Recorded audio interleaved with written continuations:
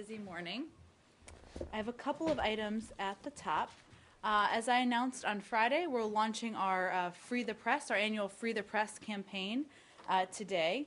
So today we have two journalists to highlight. See the visuals behind me. One from China, one from Uzbekistan. Today our first Free the Press campaign case comes from China, where Qi Zhonghui, a prominent investigative journalist, remains imprisoned on charges of embezzlement, extortion, and blackmail.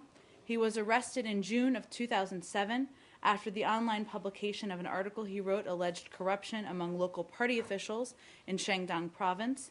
After documenting beatings and other prison abuses, he was tried a second time on charges of embezzlement, extortion, and blackmail on June 9, 2011, convicted again, and sentenced to an additional 8 years in prison.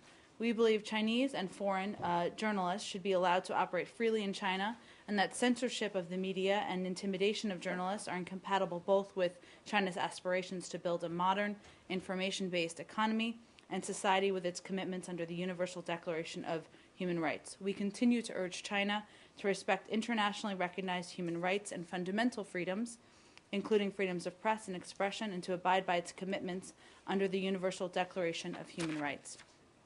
Our second journalist we're going to highlight today is from Uzbekistan. Muhammad Bekyanov is an Uzbekistani journalist who has been in prison since 1999.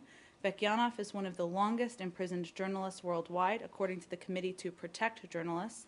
In January 2012, shortly before Bekyanov's scheduled release, authorities sentenced him to another 5 years in prison for allegedly violating prison rules.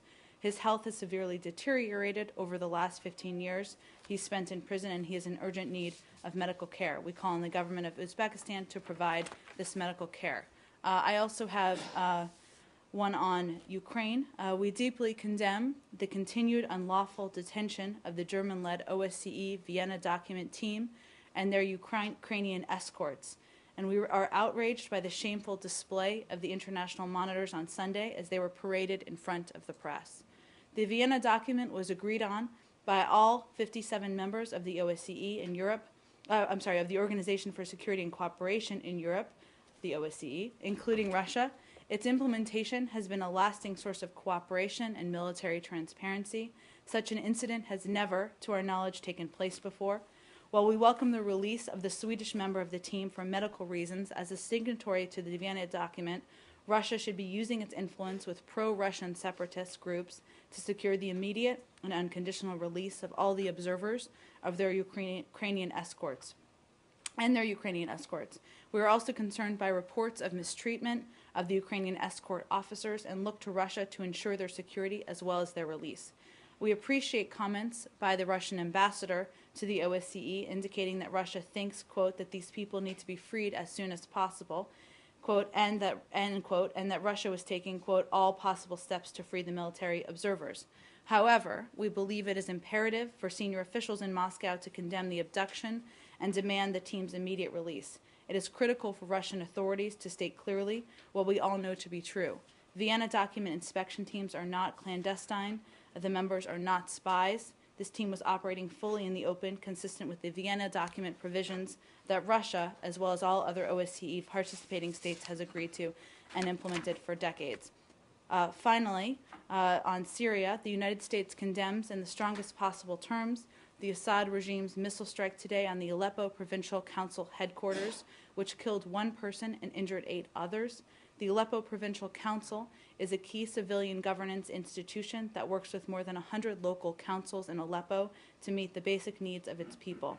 Despite inadequate resources and in the face of the regime's relentless attacks, local councils in Aleppo and throughout opposition-held areas of Syria provide education, water, electricity, civil defense, and relief to its residents.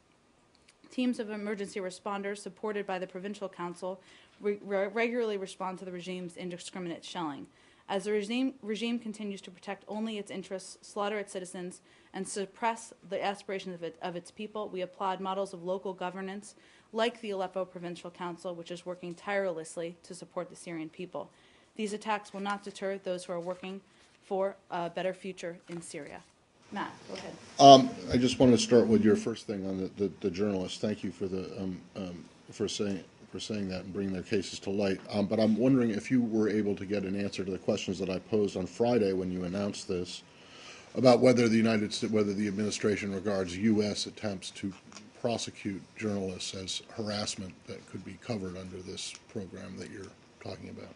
Well, again, obviously these are Department of Justice cases, but a journalist being required to speak or to testify at a hearing on somebody who has broken the law, I think is a different case than somebody being prosecuted for simply using their freedom of speech. Well, no, the prosecution, it's the revealing of sources that is the issue here.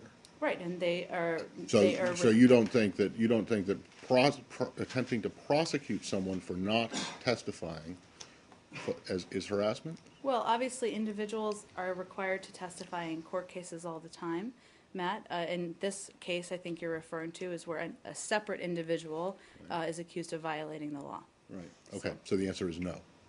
You do not believe that this administration or any other U.S. administration's prosecution or attempt to prosecute journalists is harassment.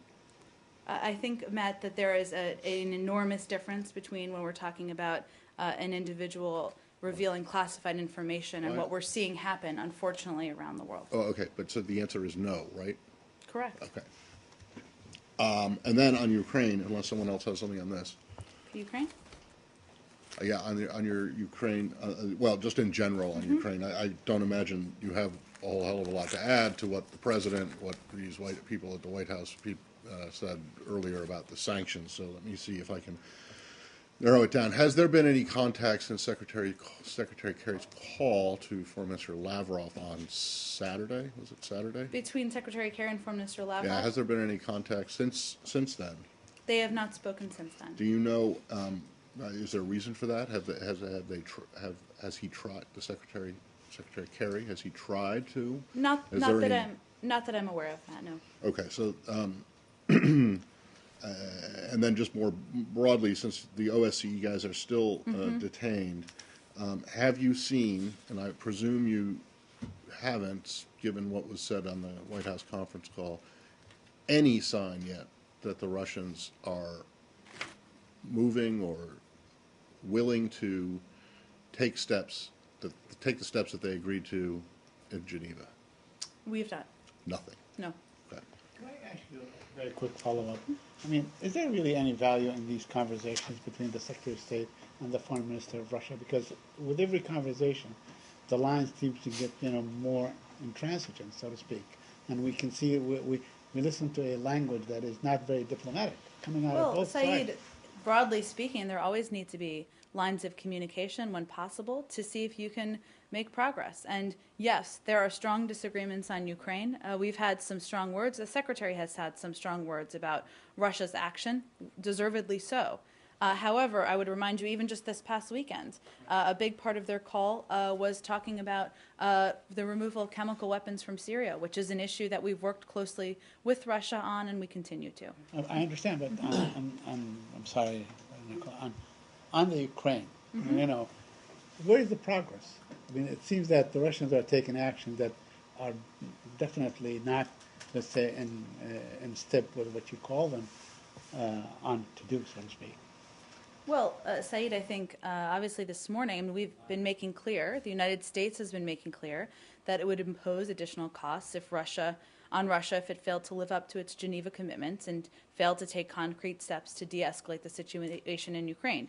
Consequently, this morning, the United States is imposing targeted sanctions on a number of Russian individuals and entities and restricting licenses for certain U.S. exports to Russia.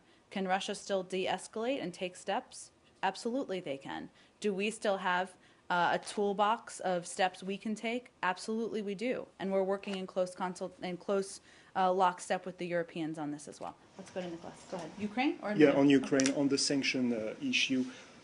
Is the U.S. exactly on the same page with the European Union? Because some European countries, for obvious economic reasons, are very reluctant to impose sanctions. So are you exactly on the same page with your European allies? Well, we've been working in lockstep from the beginning of this crisis, whether that is on economic assistance to Ukraine to boost the legitimate government, or in consultations and working to take complementary steps on sanctions. We have different processes from the European Union, as you know. Our sanctions have not exactly matched before. We don't expect they will exactly match now. But they are complementary. I, of course, refer you to the Europeans for specifics, but they've made clear through the G7 statement over the weekend and through other comments of individual countries that they're prepared to take steps as well. The sanctions a little bit. I know it's rare to sanction heads of government, but it was suggested that yesterday by someone that maybe we are moving towards sanctioning Mr. Putin. I haven't seen those comments. We've consistently felt that there are a range of officials with close ties to President Putin who have supported these illegal acts in Ukraine that we can target here. How would you sanction the head of a government? I'm not speculating on that because that's not what we're focused on. Go ahead. Related. On Ukraine. It's related to Ukraine, but. Okay, should we finish Ukraine? Okay, Ukraine, go ahead. A couple questions following up from last week. One is that the leader of the Tatar community, Mustafa Cemilev, whether the case that he's banned from Crimea by Russia, have you been able to confirm that? Well, certainly the reports have stated that, and we expressed concern at the time. As you know, the human rights situation in Crimea has worsened significantly since Russia occupied that region. One Crimean Tatar was abducted and murdered in March, although others, including a Greek Catholic priest, were taken and kidnapped. I don't have anything specific to update you on. We, of course, have seen the reports. So we have no reason to contradict the reports that he has been banned for 5 years. Again, follow up from last week, the annexation of Crimea by Russia, and whether you have any kind of position regarding Armenians' support of this decision. I don't have anything new to update you on. Our view remains the same. It's an illegal step. We've put sanctions in place in response to that, and we don't recognize it. More on Ukraine? Go ahead. The EU issued a statement that Department of State is expanding its export restrictions on technologies and services on the U.S. munition list. Do you have any data on how broad was this trade between U.S. and Russia? How much exports?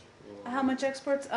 Well, I don't have that in front of me. I'm not sure that we're able to obtain that at this moment because we're still implementing this process. So as the step we announced this morning, part of the announcement, I should say, it refines our targeted use of export controls and processing export applications for Russia and for Russia-occupied Crimea by instituting a more expansive policy of denial for applications to export or re-export any high-technology items regulated under the U.S. munitions list, which could contribute to Russia's military capabilities, and it takes action to revoke any existing export licenses which meet these conditions.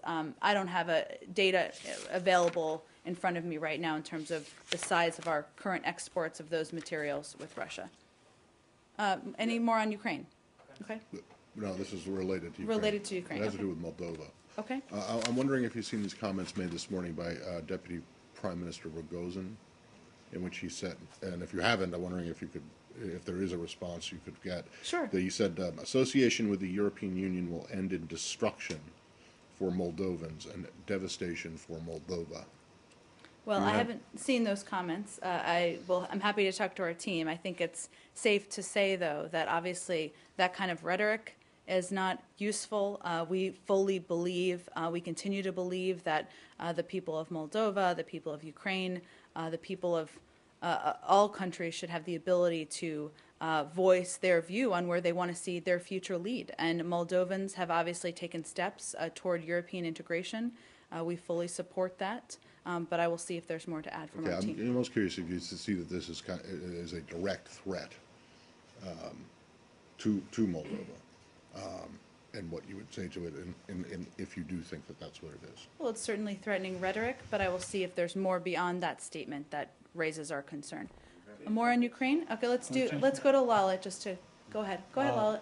On Afghanistan, now it looks like there would be runoff for the presidential elections. It means it will be still some time before a new government is formed. Does this mean that your chances of staying in Afghanistan is further reduced? It doesn't. We obviously have said from the beginning that we would allow the Afghan elections officials to see the process through, and we completely respect the process that it continues to be underway there. As it relates to the BSA and signing the BSA, we obviously leave it up to the individual who will be elected, but all of the candidates have said that they would sign the BSA. We made a decision several weeks ago that we would be certainly open to that. So we'll let the process see its way through, and certainly continuing to have a presence where we advise and assist and train the Afghans and continue to work with them could be in the interest of the United States as well as the Afghan people. I have one more on Afghanistan. Okay. To what extent the developments in Ukraine is going to have an influence on deciding your presence in Afghanistan post-2014? I'm not aware of a connection. Obviously, there are a range of global issues we work on at the same time, and certainly our desire to see a prosperous and future for the Afghan people is no different from our desire to see a prosperous future for the Ukrainian people. Obviously, the circumstances are different, but we remain committed to both. Is your routing the U.S. armed forces retrograde material through northern route is having any impact on the due to the Ukrainian condition?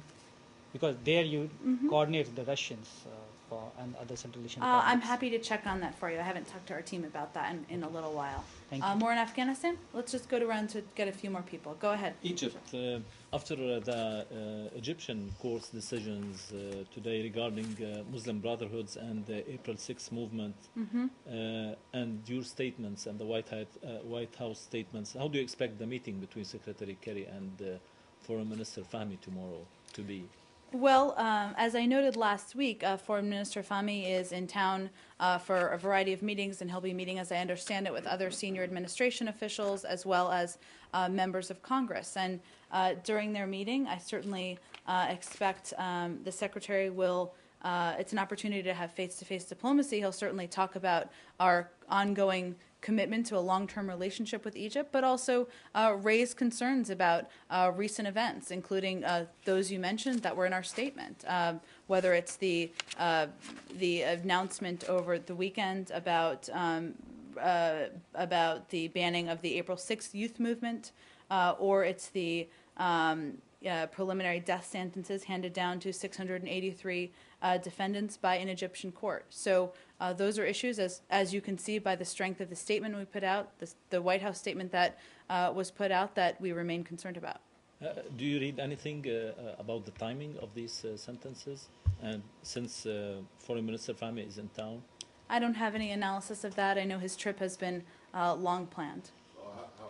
Analysis of it, but what do you think it says when this kind of a thing happens? And this is the second time there have been a very large number of people sentenced to death in one, I was going to say one fell swoop, but that's probably a bad expression. At one time, this is the second mass death sentencing, and it happens just a couple days after the Secretary called Foreign Minister Fahmy and said, hey, we're going to certify you as now, I realize that the certifications that were announced last week don't cover the human rights portions of the legislation, but is this the kind of thing that would impact your decision on whether to certify Egypt as meeting the other legislative requirements for the aid? Well, Matt, you're right, and let me just reiterate for everybody that the certifications that we announced last week were related to meeting specific requirements as it related to security in the Sinai and needs there, and as it related to a security cooperative relationship with the United States. However, the remaining certifications are related to Egypt's ability to continue to take steps toward a formidable democracy, and obviously steps like these are these mass trials and rulings are unconscionable. These actions will further add to instability, extremism, and radicalization. And these are issues that, while the Egyptian government has pledged to resolve, clearly they don't represent the kind of democratic ideals and progress that we need to see made in Egypt. So this is the kind of thing that will weigh on your judgment on whether to certify or not on the human rights issues. Well, we obviously look at a range of circumstances on the Right, ground. I understand, but this is one of them. This kind of thing would be one of them that you look at. These are the types of factors we look at. One more on Egypt. Do you still think Egyptian military can restore the democracy as once Mr. Secretary stated? Well, we obviously, these are the types of issues the interim government has pledged to resolve. We urge the government to demonstrate through actions rather than words its support for the universal human rights and democratic accountable governance that the Egyptian people continue to demand. So there are more steps they need to take. We will be watching closely, and I'm certain that will be a part of the conversation, not just tomorrow, but in our ongoing engagement with Egypt. Minister Fahmy just said just now, as a matter of fact, that all NGOs need to have a license to operate. Do you have any comment on that? We've certainly, I don't believe I've seen actually his specific statements, Saeed. We've expressed CSIS. concern in the past about restrictions on NGOs. I'm not specific with what this would put in place. I'm happy to check with our team and see if there's more we can spell out on that. But obviously restrictions on NGOs that provide much needed services to the Egyptian people would be of concern to us. Egypt? No. Okay, let's just finish Egypt and then we can go to a new Egypt. Yep. Okay. Theo Kakano, Nadolo Agency. You just said that your statement said that the prosecution of those like 683 and the 137 is going to increase instability and radicalism in in Egypt, right? So that means there's more security concern for the United States in this issue, like to keep prosecuting like the Muslim Brotherhood or Morsi supporters or whoever. So, but you still like release like the 10 Apache helicopter. I mean, does not.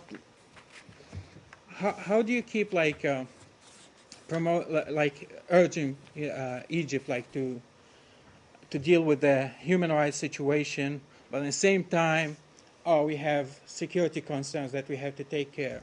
It's not like. Doesn't this like sound like kind of contradict to what you keep saying? Well, the specific decision on the Apaches was made because Egypt faces a significant and growing threat from extremist groups, particularly in the Sinai, and in the past several months has used Apache helicopters as a component of its counterterrorism operations in the Sinai.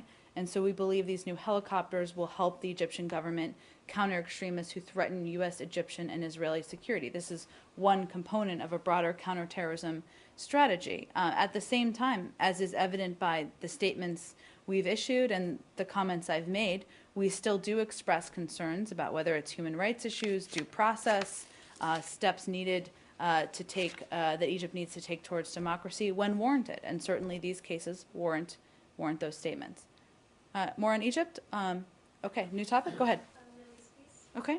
There were reports that came out this weekend that in a closed-door meeting, the secretary said that Israel was at risk of becoming, quote, an apartheid state if there was not a two-state solution. This has led to a great deal of criticism. The head of the Anti-Defamation League, for instance, released a statement saying that it was undiplomatic, unwise, and unfair of him to say these things. Can you first confirm that the secretary made those comments, and two, what's your reaction to the criticism?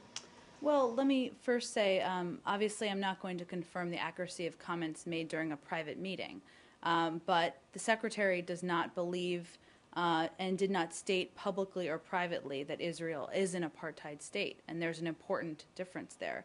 Israel is obviously a vibrant democracy with equal rights for all of its citizens. I would also note that Secretary Kerry, like Justice Minister Livni and previous Israeli Prime Ministers Olmert and Barak, believes that a two-state solution is the only way to have two nations and two people living side by side in peace and security. And that's the only way where the level of prosperity and security that the Israeli and Palestinian people deserve is possible. So that continues to be his belief. And without a two-state solution, it's hard to see how it is possible. He, again, I think no one should question or could accurately question his commitment and friendship with Israel and his belief that it is a vibrant democracy. And he continues to believe that there should be and can be a path toward a two-state solution that will be able to provide the security and the prosperity that the people deserve. His support and commitment to Israel does not prevent him from saying that if they continue these policies, they will end up being an apartheid state. Isn't that what he said? Well, I think I'd rather turn it to what the benefits are of pursuing a peace process and what he would see as the benefits to the Israeli and the Palestinian people. But certainly there are many, many officials, Israeli and American officials, who have stated that if we don't pursue this path, if they don't pursue that path, that is hard to see how the two states will be able to live side by side. Would these statements that have been made or allegedly made are an indication, would they be an indication that he may be so frustrated and losing hope that there's a solution in the offing? I don't think it's an indication of that at all. I think you've heard him say, even as recently as last week, that he still remains hopeful that the two sides will make the choices needed. It's up to them in order to move the process forward. Have you been in touch with the two sides or with the Israeli side since these statements allegedly were made or came into being? Well, certainly Ambassador Shapiro, of course, remains on the ground, and C.G. Ratney remains on the ground, and we have a range of contacts at many levels with Israeli and Palestinian officials. Are we likely to hear a statement tomorrow, considering that the deadline is tomorrow, the 29th of I don't think so, Saeed. As I said last week, this is a long process. The President and Secretary Kerry both see the enormous benefits of peace, but we'd always known that there might be a point when a pause was needed, and we're at that point. So we'll see what the parties decide over the coming weeks and months. Last question. This much touted 9-month period, you're just going out with a whimper without even acknowledgement that the time has come and gone, or the deadline has come and gone? I think we've talked about the difficult choices that still need to be made, the unhelpful steps both parties have taken, and the fact that we still see a benefit and an opportunity. So we'll see what the parties do. Ambassador Indyk has left? He has left, yes. He is back in the States? He is back in the States, and yes. Doesn't have any return travel plans in the foreseeable Not at this future moment, but Ambassador Shapiro and C.G. Ratney remain in close touch, working these issues with the parties. Can I, to go back to the Secretary's comments on Friday, to come at this from two ways. One, do you at least, or does he at least acknowledge that using a term like apartheid is offensive to a lot of Israelis and pro-Israel supporters?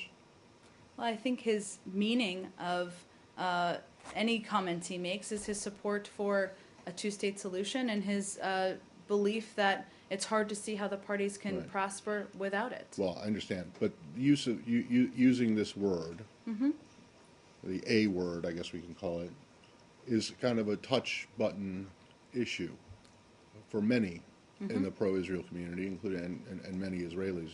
Is the Secretary aware of that?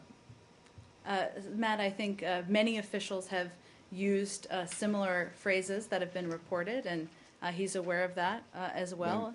You mean many Israeli officials? How about American officials who are supposed to be, you guys are supposed to be the neutral, the arbiter, the honest broker here. Are you aware of any other current or an American official who has used apartheid while they were in the middle or still trying to maybe near the end of a negotiation? Well, Matt, he certainly didn't say is.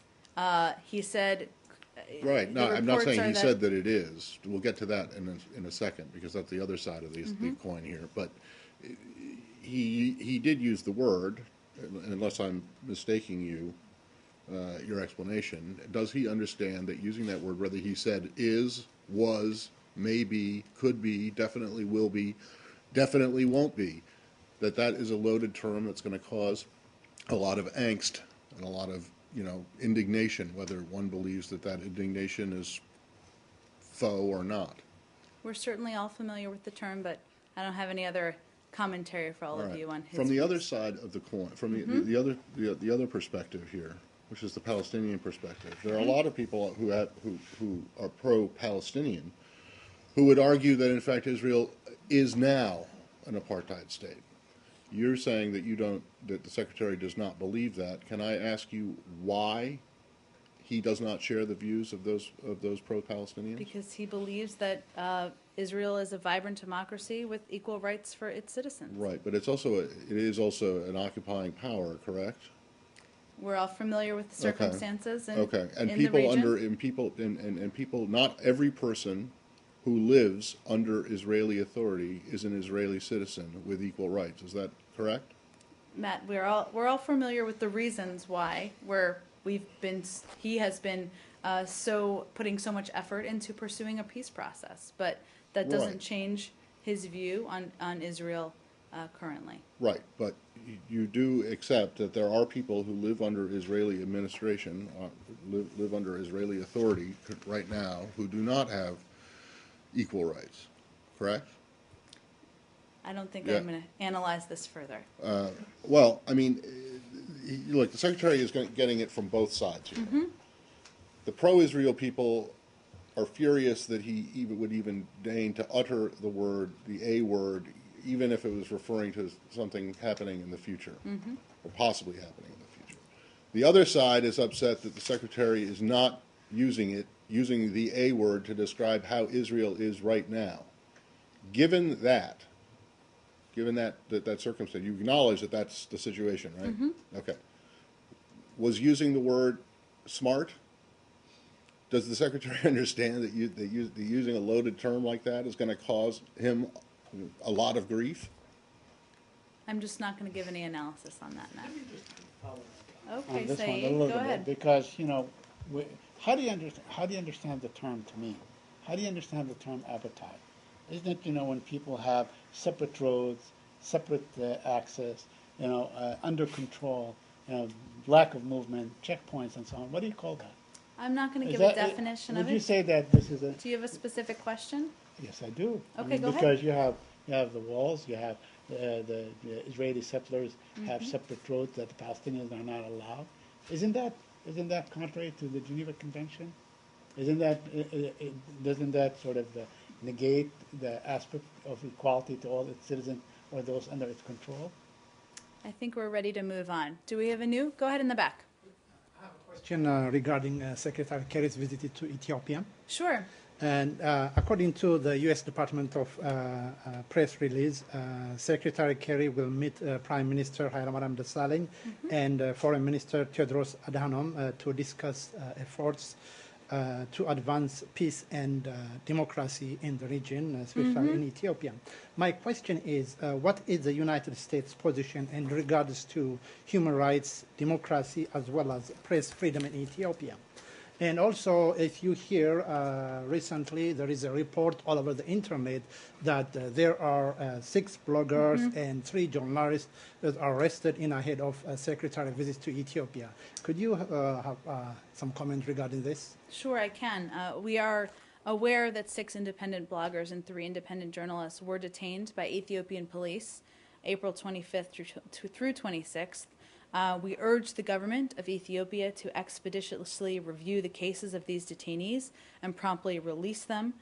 We have raised these concerns on the ground directly with the government of Ethiopia, and we of course reiterate our longstanding concern about the abridgment of the freedom of press and the freedom of expression in Ethiopia, and urge the government of Ethiopia to fully adhere to its constitutional guarantees. And certainly while the Secretary is there as part of his trip to Africa, he often raises, at every opportunity, issues surrounding human rights, whether it's media freedoms or equal treatment, freedom of speech, and I expect that will be the case this time as well.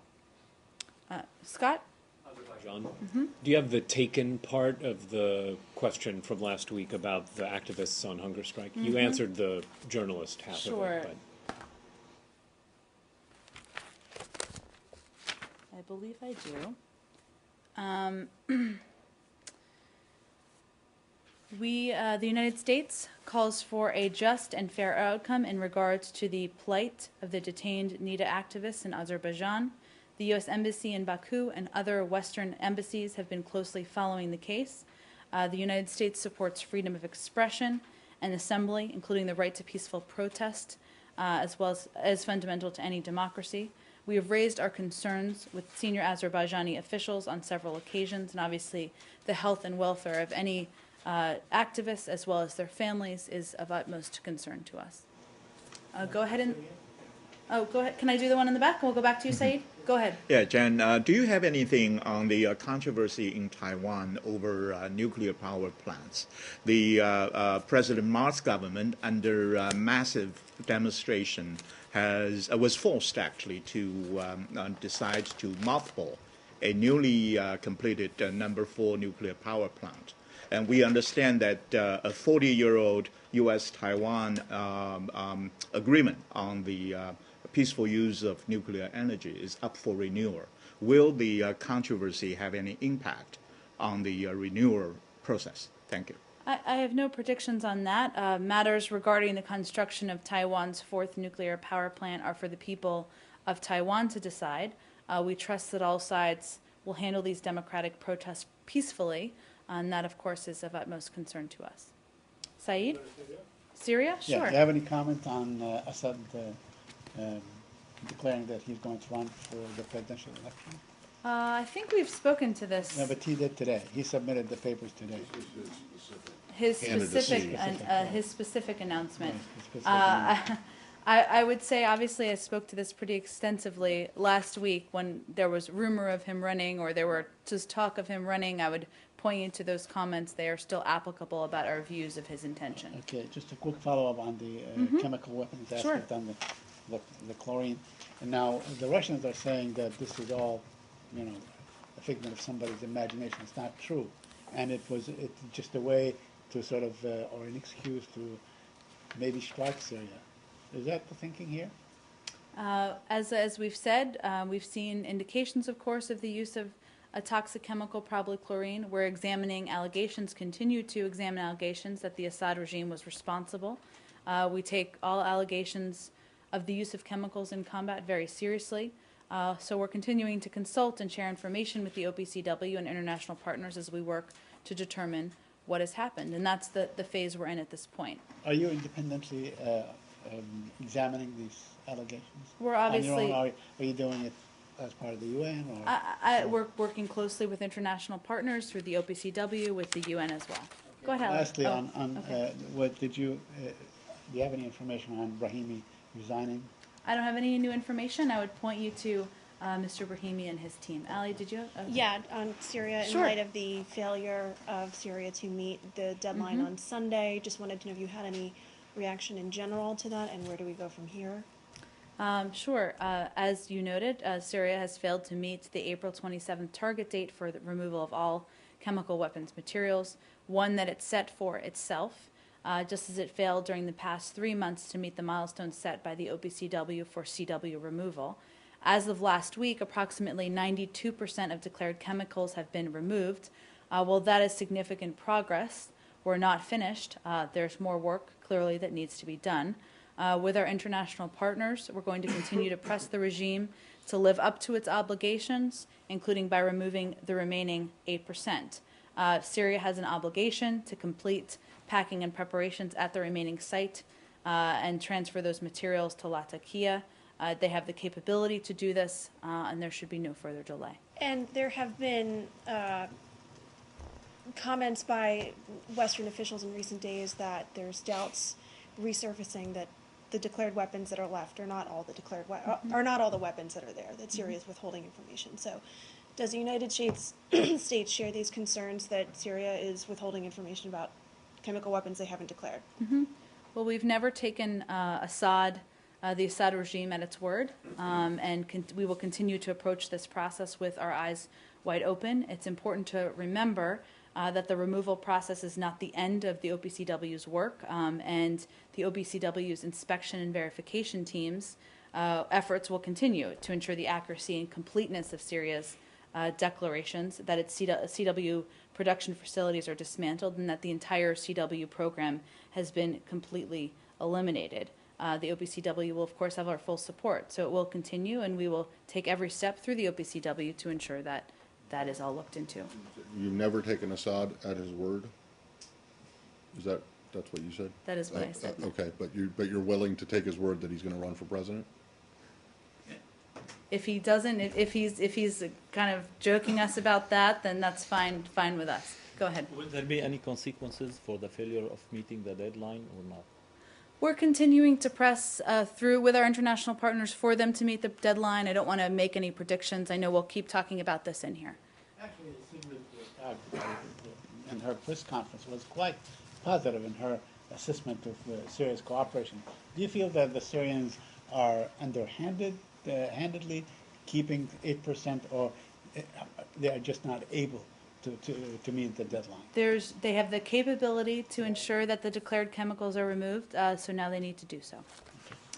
Go back to Egypt just Okay. for 1 second. You said that the reasoning behind the approval of the Apaches was in part to help them combat extremism. Mm-hmm. And in your response to this massive court ruling, the death sentence, the mass court ruling, you said that this encourages extremism, right? Yes, but let's remember I was talking about use of Apaches in the Sinai and our counterterrorism cooperative actions. Right. And obviously actions that don't promote democracy or are contrary to democratic processes certainly promote unrest. Right, So, but I mean, if, the court case in Cairo is not just going to affect extremism or influence extremism in Cairo. There are people who live in the Sinai who will be affected by it. So how can you make the case that your two policies here, or your human rights policy and then your strategic policy on one hand, aren't operating at cross purposes?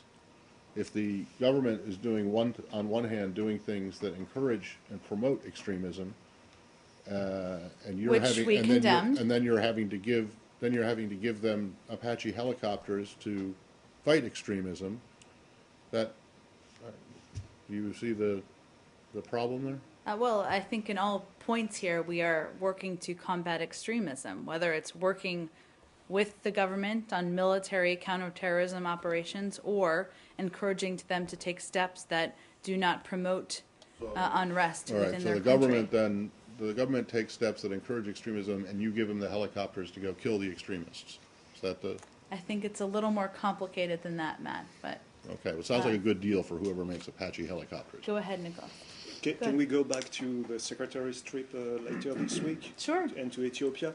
You have probably seen that the talks for South Sudan have resumed this morning in Addis Ababa. So one, has the U.S. played any role in making that possible? And does the Secretary plan to take part to these talks when he's visiting Ethiopia later this week? Well, certainly the situation in South Sudan, the horrific violence we've seen will be a big part of what he will talk about during his Africa trip.